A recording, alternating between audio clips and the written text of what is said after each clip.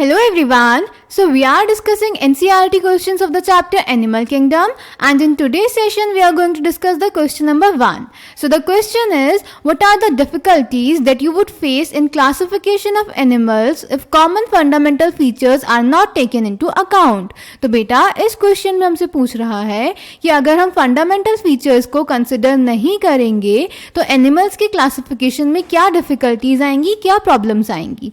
Clear? So let's check the answer.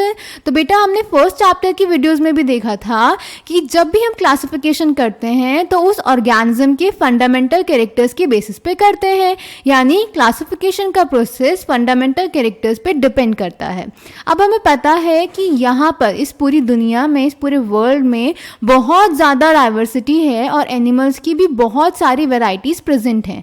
तो अगर हम इन फंडामेंटल फीचर्स को कंसिडर नहीं करेंगे तो ये नियरली इम्पॉसिबल हो जाएगा कि हम किसी भी एनिमल को किसी भी ग्रुप में क्लासिफाई कर पाएँ, क्योंकि हमने द लिविंग वर्ल्ड में पढ़ा है कि क्लासिफिकेशन का प्रोसेस फंडामेंटल कैरेक्टर्स के बेसिस पे होता है.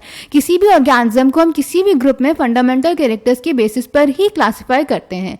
तो इसीलिए अगर हम इन कॉमन फंडामेंटल फीचर्स को कंसिडर नहीं करेंगे तो किसी भी एनिमल का क्लासिफिकेशन बहुत मुश्किल हो जाएगा, नियरली इम्पॉसिबल हो जाएगा.